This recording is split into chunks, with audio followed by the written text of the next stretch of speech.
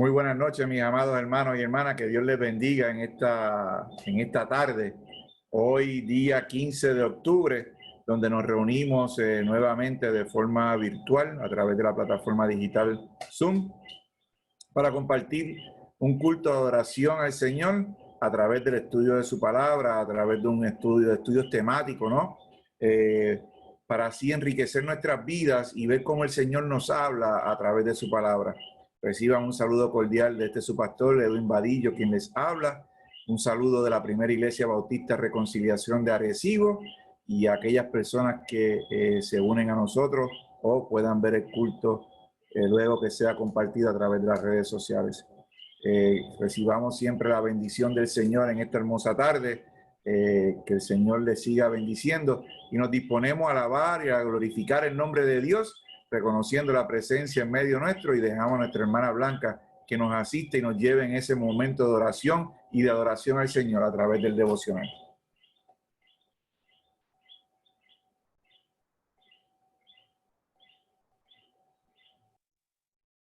Buenas noches, hermanos, que la bendición del Señor sea con todos. Oramos. Padre, en el nombre de Jesús, te damos la gracia, la gloria y la honra. Agradecemos tu presencia, Señor, tu dirección y tu cuidado. Agradecemos que un día más de vida podemos haber disfrutado, Señor, y que, Padre amado, en estos momentos podamos, a través de este sistema, reunirnos para escuchar de tu palabra y para alabarte. En el nombre de Jesús, amén y amén. Vamos ahora a la palabra que se encuentra en Números 6, 24 al 27. Y dice así la palabra del Señor: Jehová te bendiga y te guarde. Jehová haga resplandecer su rostro sobre de ti y tenga de ti misericordia. Jehová alce sobre ti su rostro y ponga en ti paz. Y pondrán mi nombre sobre los hijos de Israel, y yo los bendeciré. Vamos en estos momentos a escuchar un himno.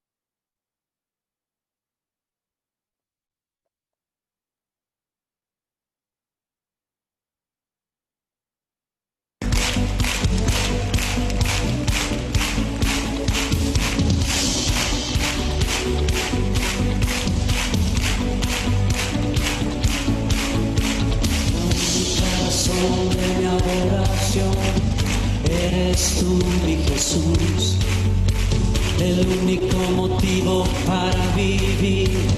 Eres tú, mi Señor, mi única verdad está en ti. Eres mi luz y mi salvación, mi único amor, eres tu Señor, y por siempre te alabaré. Tú eres todo.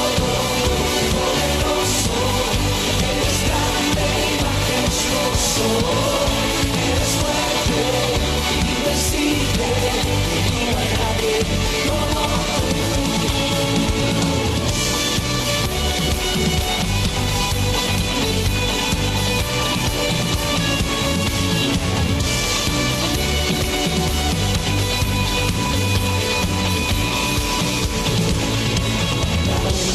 sobre mi oración.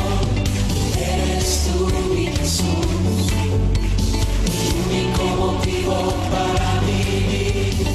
Eres tú, mi Señor, mi única verdad está en ti. Eres mi luz y mi salvación, mi único amor, eres tu Señor, y por siempre te alabaré.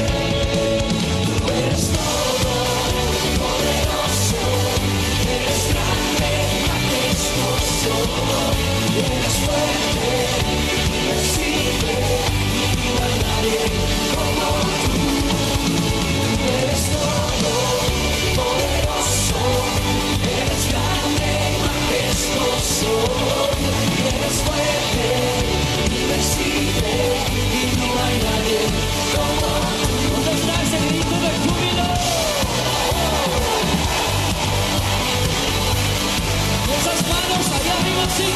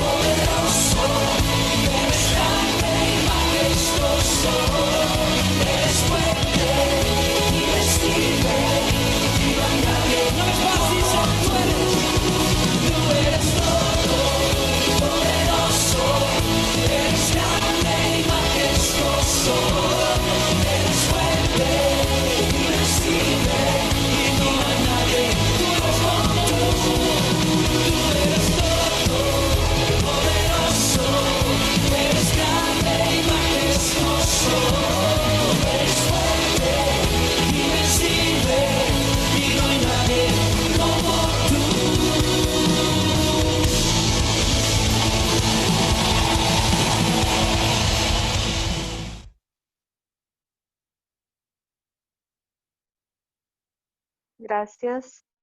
Yo voy a hacer la oración de reconocimiento de pecado y luego le voy a pedir al pastor que haga la oración de intercesión por todas las situaciones que él conoce. Amén. Y Padre, en el nombre de Jesús, te damos las gracias. Seguimos ante tu presencia. Te alabamos y te glorificamos. Te pedimos perdón por nuestros pecados, perdón por nuestra falta de fe. Te pedimos, Señor, que tú nos ayudes, Señor, que en estos momentos de debilidad y de flaqueza seas tú obrando, Señor. Que en esos momentos, Padre amado, donde debimos hacer ciertas cosas y no las hemos hecho, que seas tú perdonándonos. Gracias, Señor, en el nombre de Jesús. Amén y amén. Pastor, para ver si hace la oración de intercesión. Vamos a proceder en estos momentos a hacer la oración de intercesión, reconociendo todas las peticiones que han sido traídas ante el altar del Señor. Entre ellas, la solicitud de intercesión por ese empleo que se encuentran a distancia, ¿no? En el estado de Texas, para que el Señor ponga su mano y abra las puertas necesarias, pero que también cierre aquellas que puedan traer confusión en los momentos tan difíciles, ¿no? A la hora de tomar esta decisión tan importante de un empleo. Lo que esto conlleva, el tomar decisiones de cambios de empleo, cambios de lugares, cambios de todo. Así que es un cambio total, un cambio que afecta a toda la familia.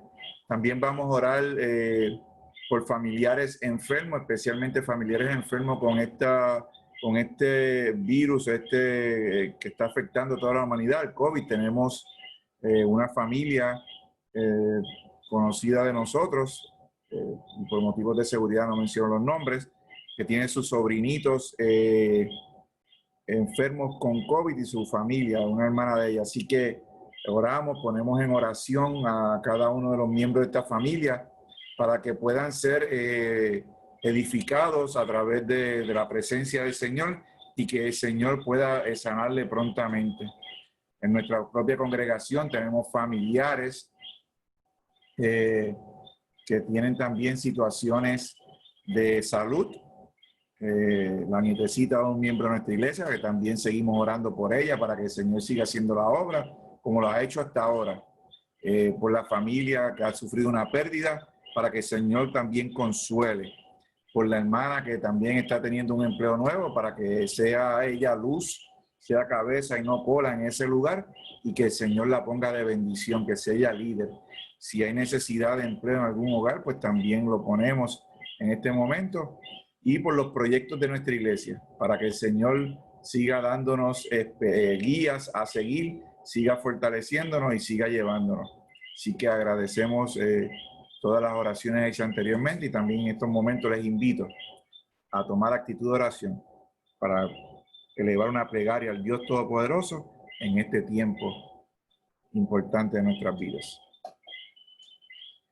Señor y Padre amado, te damos gracias y reconocemos tu presencia en medio nuestro.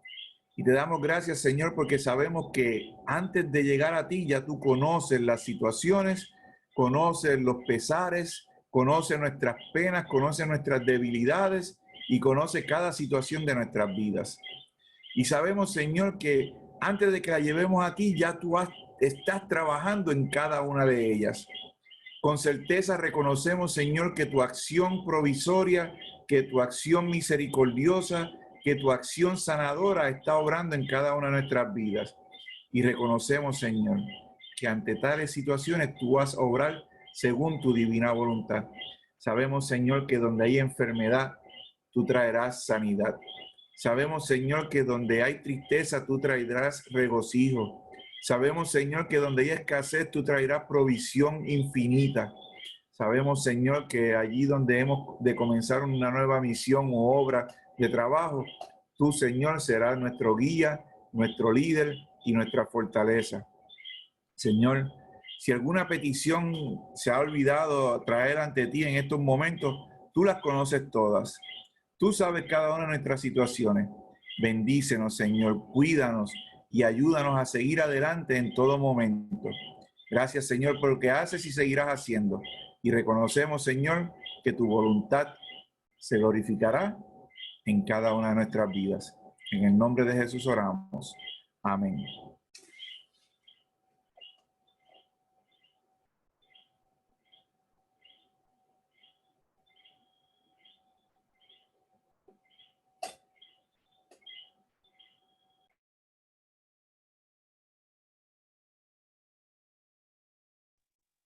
Vamos a tener un himno, perdón, no me di cuenta que estaba en mute. Y luego la clase bíblica.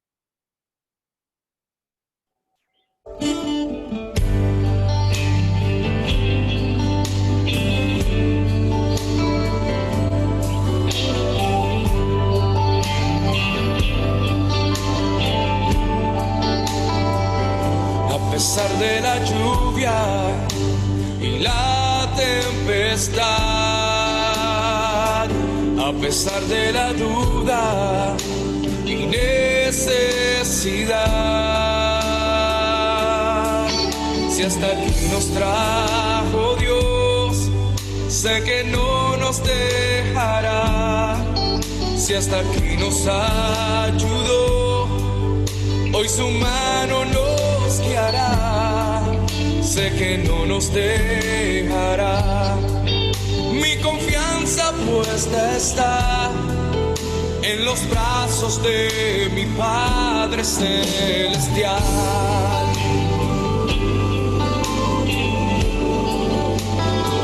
A pesar de la lluvia y la tempestad,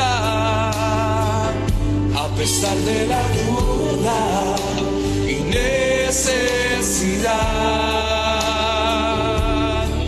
si hasta aquí nos trajo Dios, sé que no nos dejará. Si hasta aquí nos ayudó, hoy su mano nos guiará.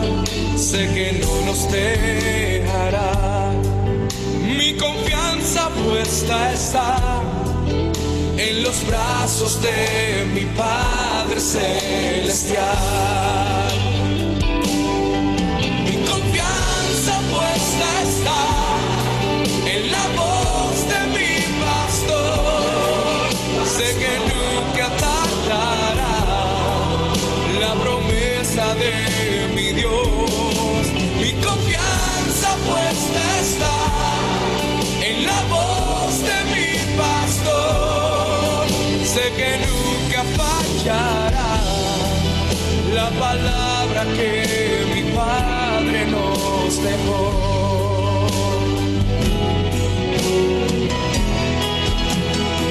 No nos fallará.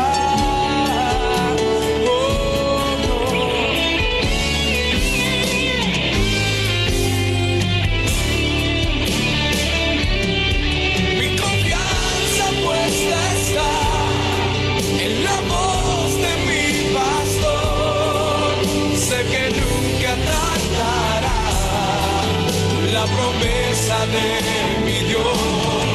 Mi confianza puesta está en la voz de mi pastor. Sé que nunca fallará la palabra de mi Dios.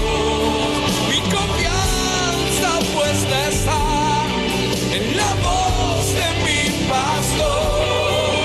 Sé que nunca tardará la promesa de mi Dios. Mi confianza puesta está en la voz de mi pastor. Sé que nunca fallará la palabra que mi Padre nos dejó.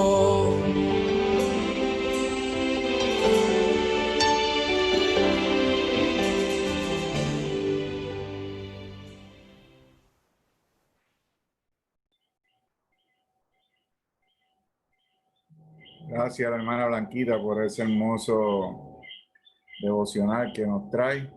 Así que nos disponemos ahora de comenzar un estudio bíblico Y seguimos con este tema tan importante que nos atañe en el día de hoy, y es el famoso, sigue el tema de la crisis. Y es que este tema me parece que no tiene fin en estos tiempos. Y tiene múltiples vertientes a través de lo que sigue ocurriendo a nivel local, a nivel mundial y a nivel de toda la humanidad.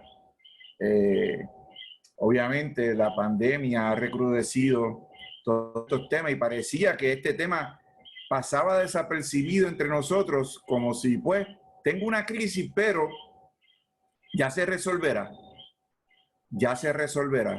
Y parece que las soluciones rápidas del mundo ante las crisis que vivíamos no nos permitían ver lo que realmente significa una crisis, lo que hay en medio de la crisis, cómo Dios trabaja en medio de la crisis y los beneficios de la crisis. Sí, porque la crisis también trae un beneficio. Uno de los beneficios que puede traer una crisis es aumentar nuestra fe y acercarnos más a Dios. Y hoy vamos a trabajar este tema de la crisis basándonos en el libro de Samuel. Le pido a mi hermana Ivonne que nos lleve en ese libro, basado en el primer libro de Samuel, el capítulo 17, los versículos del 1 al 10. Y la pregunta base que tenemos hoy y que nos invita a pensar, ¿qué es una crisis? ¿Qué es una crisis? Hemos dado varias significados. Se dio uno en un estudio bíblico hace un mes atrás. Se habló también de otro tema basándose en la crisis. Pero en la tarde de hoy, quisiera que pasáramos a las próximas slides y dejando esa pregunta en el tintero para analizar lo que significa una crisis. Nuestro objetivo, nuestro principal deseo estudiando la crisis es orientar y educar sobre lo que significa una crisis para no errar en la forma como se enfrenta. Que no se consideren las mismas como innecesarias o inmerecidas, ya que de ellas, al superarlas, se ha tenido una mejor visión de eventos en la vida. Oigan, esto es un gran reto, aceptar este primer postulado, porque me parece a mí que nadie quiere pasar por una crisis, nadie quiere pasar por un problema, nadie quiere pasar por una situación difícil. Ninguno de nosotros y nosotras queremos pasar por una pandemia y hemos querido enfrentar una pandemia y los retos que esto conlleva. Así que, pero a pesar de todo, el aprender de la crisis es lo que nos hace crecer como ser humano. Miren, la pandemia ha traído tantas situaciones de crisis que lo último que leí, que hasta atrás ha traído problemas hasta en el censo. Porque ahora el presidente Trump solicitó que se acortaran los trabajos del censo y obviamente esto trae un problema porque si se cierran esos trabajos y la Corte falló que sí, que hay que cerrarlo, que la orden está bien dada, es posible que los resultados correctos no salgan a la luz en el reporte de diciembre y determinarse la fecha que propone el censo, los resultados habrían que entregarse en marzo o en abril del 2021. Así que trae una crisis para cualquiera de los dos bandos porque el reporte que puede entregar el presidente va a traer una información desacertada de población, desacertada de clases étnicas en los Estados Unidos, de cómo está compuesta nuestra demografía en Puerto Rico en estos momentos, los rasgos que tenemos de vivencia. Así que, ¿cómo seguimos? ¿Cómo trabajamos todas estas situaciones de crisis? Y lo otro que trae es ilustrar mediante la historia de David y Goliat cómo podemos enfrentar situaciones difíciles que nos dan la impresión de ser como gigantes invencibles. Oigan, todos nosotros y nosotras que hemos llevado un tiempo en el Evangelio, sabemos que esa historia de David y Goliat, ¿no? Pensamos, siempre el lado de que Dios andaba con el rey David. Dios caminaba con el rey David. Pero se nos olvida pensar en qué habría en la cabecita del rey David en ese momento cuando se disparó. ¿Qué había en la cabecita del rey Saúl? Que a la hora de la verdad, ya me imagino que ya estaba pensando en que hay que recoger. Inclusive, tildó de loco al rey David a la hora de salir adelante y echar frente a este reto. ¿Qué tal si pasamos a la próxima? Miren la definición que dice Crisis ahora. Es el punto crucial al que llegan las personas cuando enfrentan situaciones que inicialmente le parecen insolubles. Oigan, esta definición de una crisis comparada a la que habíamos dado anteriormente, y no es que una sea menos válida que otra, ¿no? Imagina, y esto quizás nuestra hermana que tiene un poco más de expertise en el área de salud mental puede abundar sobre esto. Dice que es el punto crucial en que llegan las personas cuando enfrentan situaciones que inicialmente le parecen insolubles.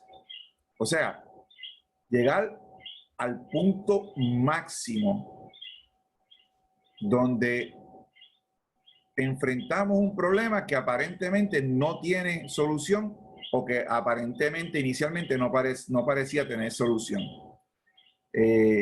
Miren, usualmente utilizamos este punto crucial, ¿no? Como que llegamos al tope de nuestras vidas, al tope de nuestras carreras, al tope de nuestro éxito. Pero la realidad del asunto es que ahora enfrentar esto, una crisis, y decir que estamos en el punto crucial, quiere decir que estamos en el mismo límite de la batalla. Estamos frente a la batalla y donde inicialmente se considera que no hay una solución. ¿Cuántos de nosotros hemos pasado una situación como esa? Si alguien quiere apoyar y aportar, me puede detener, levantamos las manos. Esto es importante, inclusive aquellos que saben más que yo de la conducta humana. Así que, y otro punto bien importante que no lo trae el tema, pero me parece que es bien interesante y que debemos recordar: nunca minimicemos la crisis de ninguna persona. Nunca minimicemos la crisis de ninguna persona. Ninguno de nosotros o nosotras estamos capacitados para minimizar la crisis de una persona. Y he escuchado comentarios, he escuchado personas, inclusive he escuchado hasta pastores y dicen: muchachos, pero si a ti no te ha pasado nada. Si tú llegas a saber lo que me pasa a mí. ¿Cuántos han escuchado eso? ¿Cuántos han escuchado eso? Hay varias personas por ahí asintiendo con la cabeza. Así es. ¿Ah? Así mismo es. ¿Ah? ¿Verdad que sí? Así es.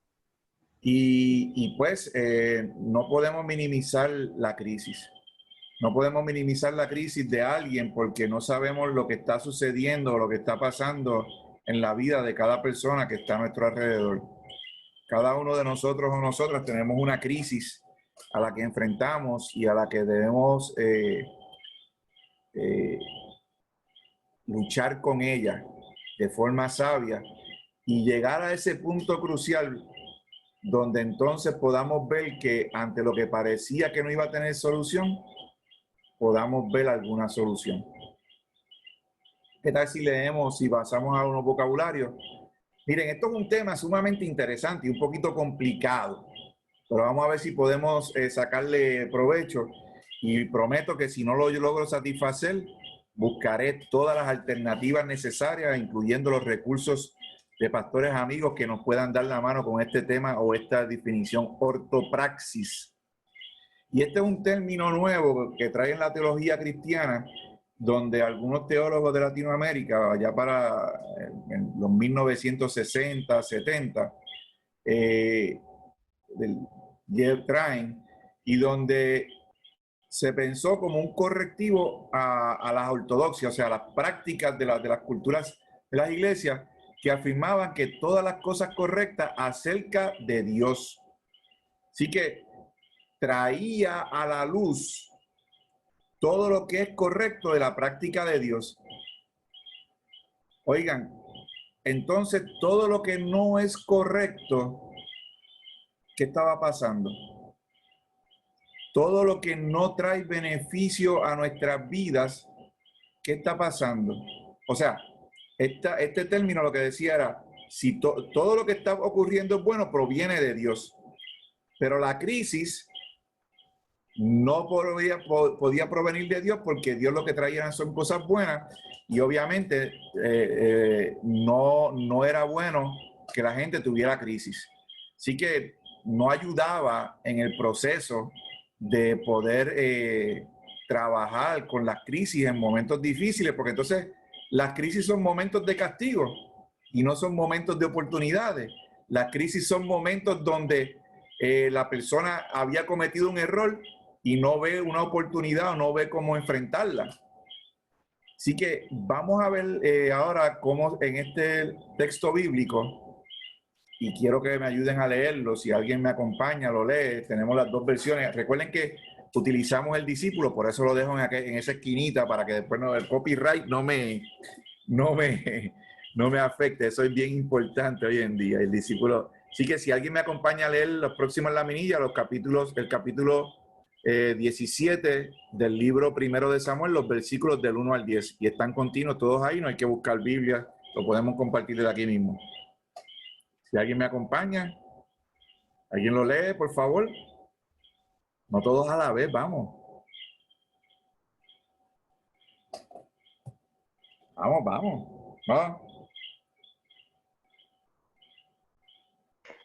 Ok, lo hago yo. Amén.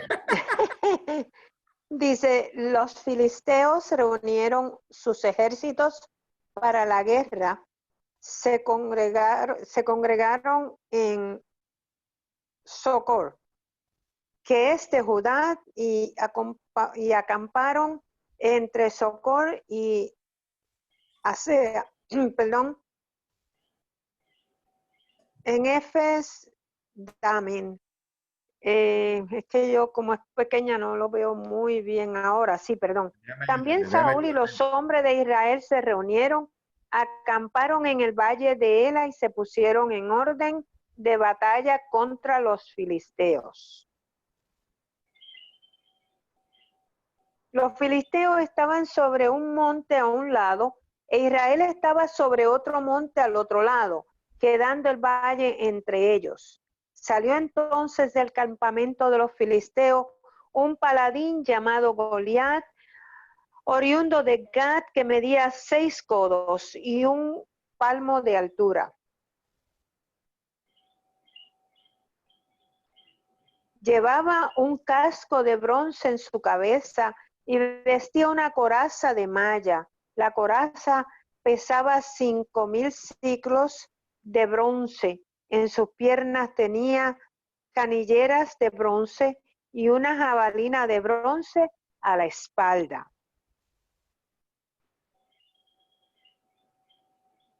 El asta de su lanza era como un rodillo de telar y la punta de su lanza pesaba 600 siclos de hierro. Delante de él iba su escudero.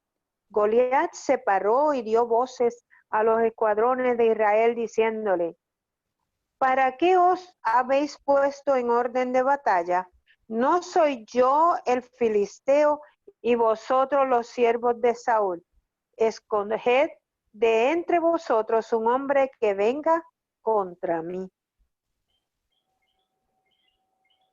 Si él puede pelear conmigo y me vence, nosotros seremos vuestros siervos. Y si yo puedo más que él y lo venzo, vosotros seréis nuestros siervos y nos serviréis. Hoy yo he desafiado, añadió el filisteo, el campamento de Israel. Dadme un hombre que pelee conmigo. Amén. Amén. Gracias, Blanca, por esa lectura de la palabra. Miren, había un refrán en Puerto Rico que decía: más vale maña que fuerza. ¿Cuántos podrán recordar ese refrán? ¿Cuántos se acuerdan de ese refrán? Más vale maña que fuerza.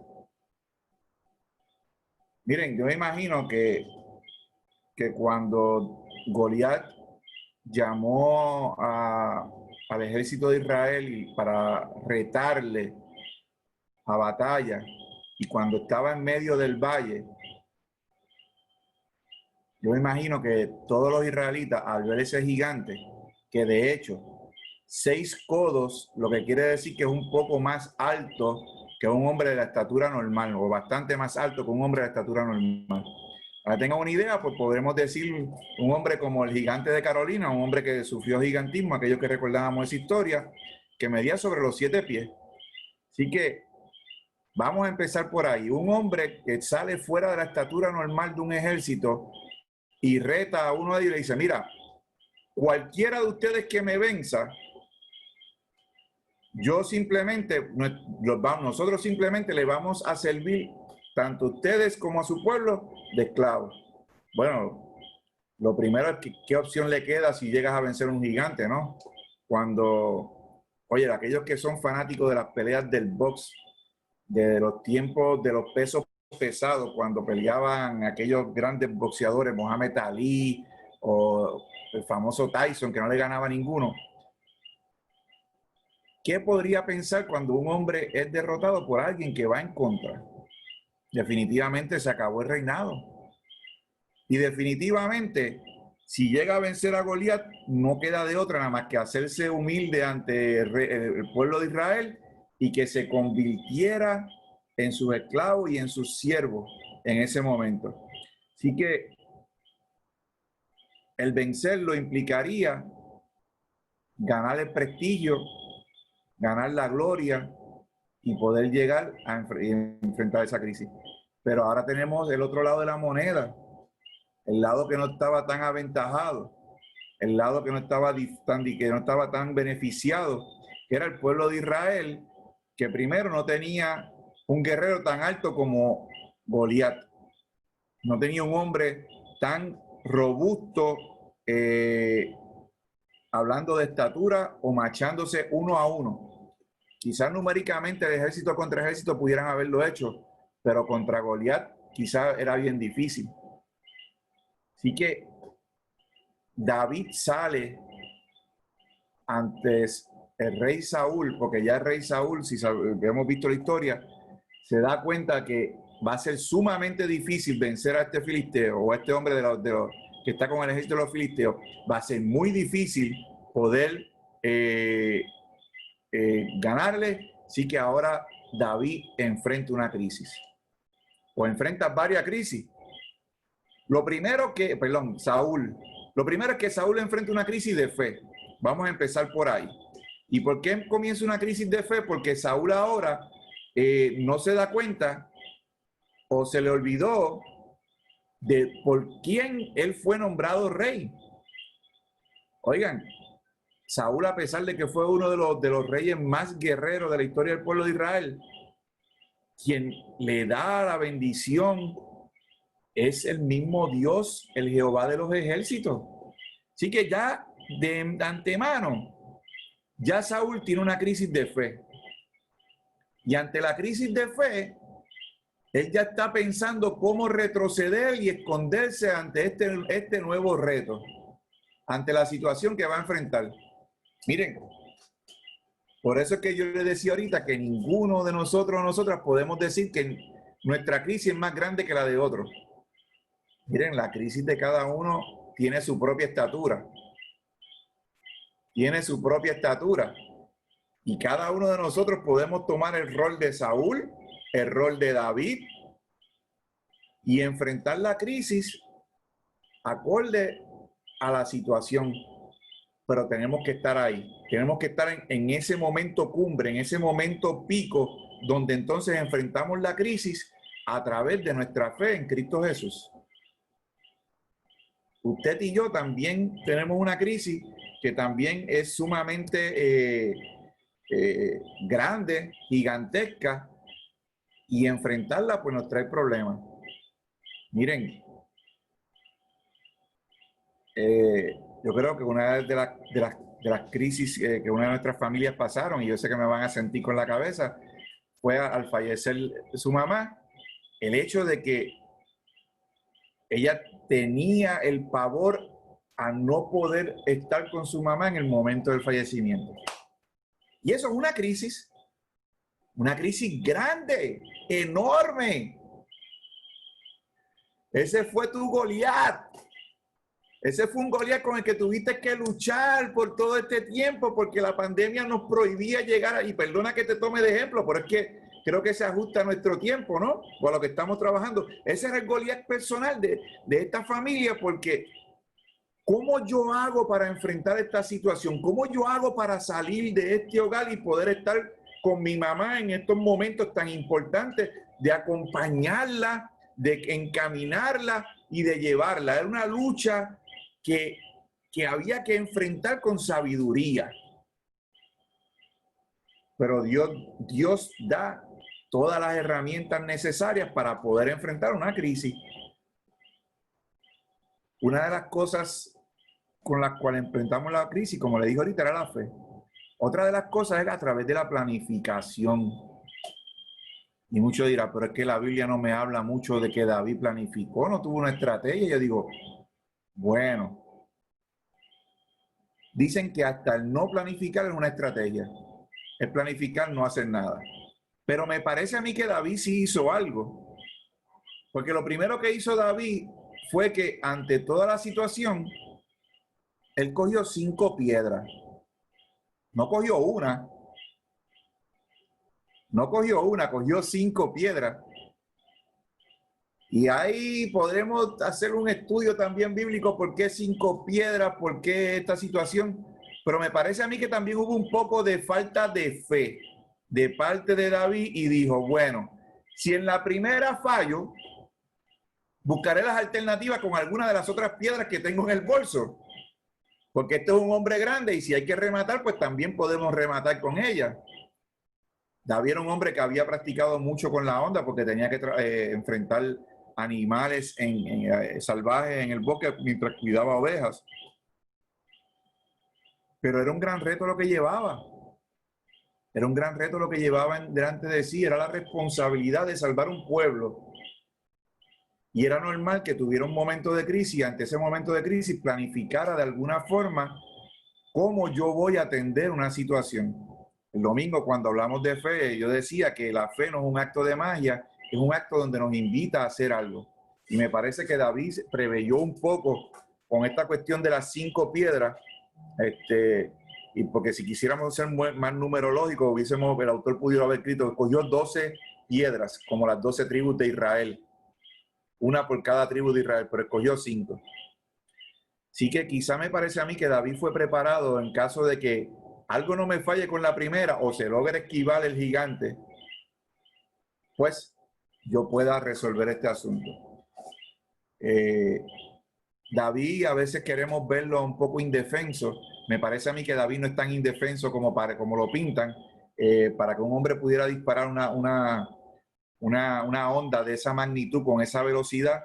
Sus brazos tienen que ser robustos. Quizás no era tan alto como Goliat, pero tenía que tener algún tipo de fuerza física en su cuerpo para poder alcanzar ese impacto que logró derribar a Goliat.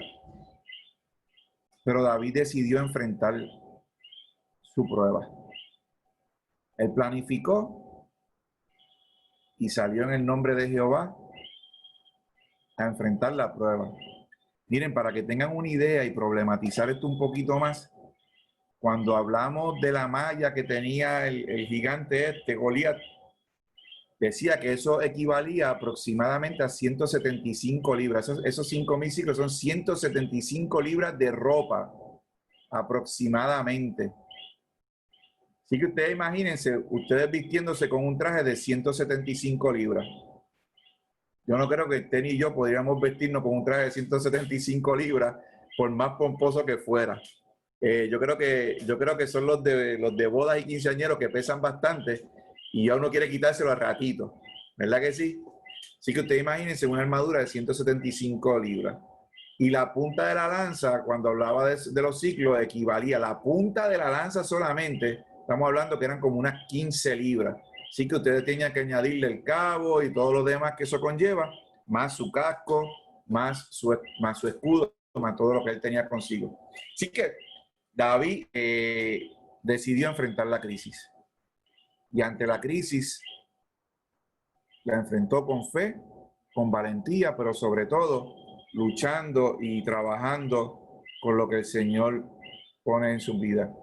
Miren, yo creo que el Señor nos prepara a través de la crisis para caminar con Él en todo momento. Nos fortalece para poder enfrentar los problemas y los sufrimientos de nuestras vidas. Las situaciones a las que usted y yo enfrentamos a diario. Las crisis no se van a acabar. Las crisis son necesarias para fortalecernos, para edificarnos y para sobre todo mantenernos agarrados de la mano de Dios. Las crisis también nos ayudan a fortalecer nuestra vida individual en nuestros hogares y en nuestra familia. Nos ayudan a buscar soluciones reales. Tenemos que también tener cuidado porque en estos tiempos modernos vemos una línea de querer salir de la crisis de forma rápida y sin trabajar en ella. ¿Cuántos de nosotros y nosotros hemos escuchado miles de familias que ante el primer problema que enfrentan, nos divorciamos y nos vamos? Ante el primer dolor que enfrentamos, me voy de la iglesia. Oigan, hermanos y hermanas, ¿cuántas veces no hemos visto iglesias que se dividen solamente por una pequeña crisis? Es más, a veces ni por una crisis, a veces por una crisis que el pastor dijo desde el púlpito. Y miren, hay veces que ni el pastor sabía lo que estaba pasando en las casas y en una predicación sale un tema tan delicado como cualquiera que podamos tocar y se formó una crisis en una iglesia o una situación. Miren, tanto en nuestras vidas personales como en nuestras iglesias, las crisis nunca van a dejar de existir. Y yo siempre digo, especialmente en nuestras iglesias bautistas, que son gobiernos congregacionales donde todos tenemos derecho a opinar y hablar, lo importante es que enfrentemos la crisis y el problema con sabiduría, con decoro y con amor de Dios, para poder salir adelante y llevar el nombre de Dios en alto. David enfrentó su crisis con sabiduría, con decoro y enfrentó su problema. El problema puede ser gigante para mí, pequeño para otro. Pero de igual forma, tenemos que enfrentarlo con la misma sabiduría, el mismo decoro y el mismo respeto que lo tomamos el de nuestro personal. Así que, mis amados hermanos y hermanas, me parece que esto es un tema que sigue extendiéndose a través del tiempo y va a seguir extendiéndose por los próximos meses, viendo que se avecinan nuevas montañas, nuevos retos, nuevas situaciones. Como iglesia, como congregaciones, como familia, tenemos que enfrentar crisis tan sencillas. ¿Cómo pasaremos las Navidades en el 2020? Tiempo para nosotros los puertorriqueños que es tan esencial y primordial, donde compartimos en familia. Y no lleguemos a las Navidades. Ya el próximo mes de noviembre tenemos uno de esos grandes retos en nuestra vida. ¿Cómo compartimos en tiempos de acción de gracias un día tan importante para nosotros los cristianos? Y ahora tenemos que quizás compartirlo de forma más individualizada, más separados los unos de los otros. Me parece que en estos tiempos tenemos que pedirle a Dios que nos dé las armaduras correctas, nos dé los pensamientos correctos para poder salir adelante tal y como hizo David. Así que, mis amados hermanos, les invito a que oremos para que el Señor nos dé la sabiduría, la fuerza para poder enfrentar nuestras crisis y nuestros gigantes. Señor y Padre amado, te damos gracias. Te damos gracias, Señor, porque sabemos que tú eres misericordioso y eres grande, Señor. Y ante los problemas y las crisis que enfrentamos, tú nos das la sabiduría y las herramientas para salir de ellos. Bendice esta congregación. Bendice a todo aquel que nos escuche y nos ve para poder seguir adelante en tiempos de dificultad. Gracias por todo lo que haces y seguirás haciendo. En el nombre de Jesús. Amén. Te invito a escuchar un himno para poder seguir alabando al Señor.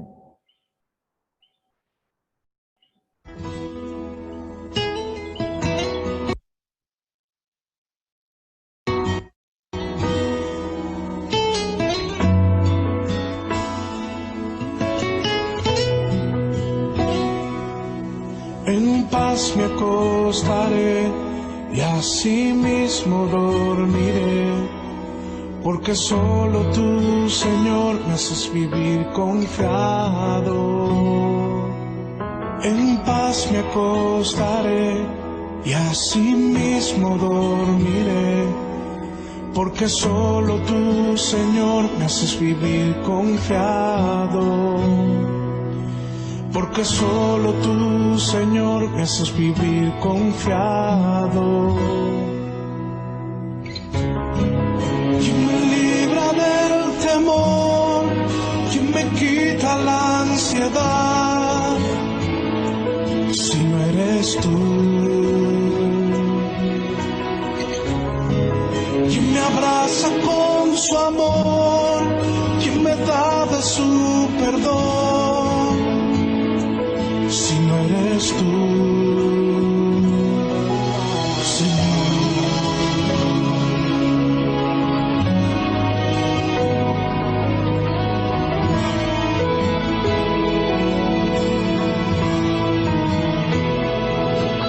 En paz me acostaré y asimismo dormiré, porque solo tú, Señor, me haces vivir confiado. En paz me acostaré y asimismo dormiré, porque solo tú, Señor, me haces vivir confiado. Porque solo tú, Señor, me haces vivir confiado. Me libra del temor, quien me quita la ansiedad, si no eres tú. Quien me abraza con su amor, quien me da de su perdón, si no eres tú. Quien me libra del temor, quien me quita la ansiedad, si no eres tú. Quien me abraza con su amor, quien me da de su perdón, si no eres tú.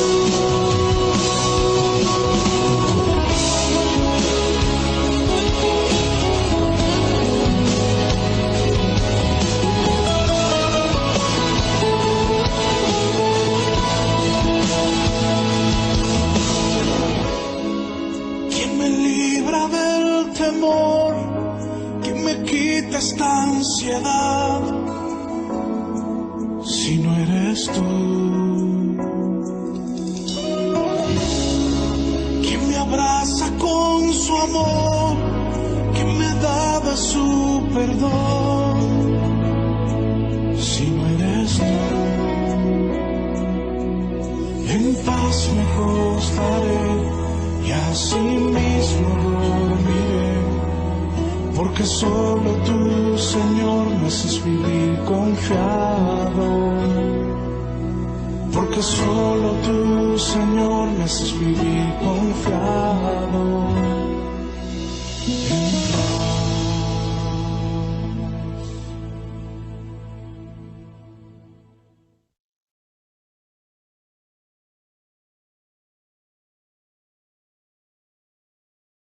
En paz me acostaré porque Él me hará sentir confiado.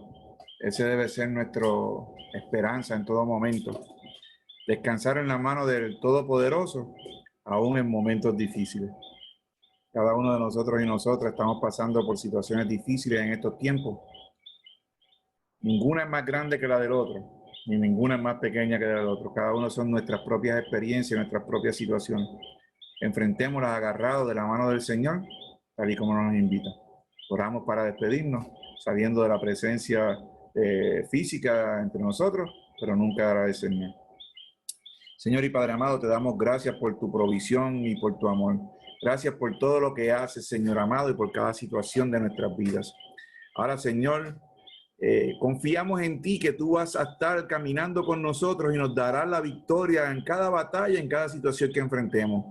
Tú conoces cada una de las que enfrentamos en estos momentos. Bendice cada hogar aquí representado. Bendice a cada familia que nos escuchará. Y sobre todo, Señor, danos la oportunidad de seguir peleando la buena batalla agarrado de ti. En el nombre de Jesús oramos. Amén, Señor Jesús. Amén. Y el próximo domingo los espero compartiendo un culto de alabanza al Señor en nuestra iglesia en vivo y hablando sobre la gracia de nuestro Señor Jesucristo para con nosotros, su pueblo. Que Dios les bendiga, mis amados hermanos y hermanas.